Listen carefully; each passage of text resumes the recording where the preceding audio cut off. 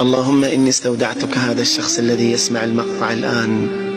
اللهم اكفه شر من يراقبه بخبث ويتمنى زوال النعمة من حياته، واجعل كيده في نحره، وأعيده بك يا رب من شره وشر أفعاله وأقواله. يا رب سخر لمن يسمع المقطع الآن جند الأرض وملائكة السماء، واحفظه بحفظك.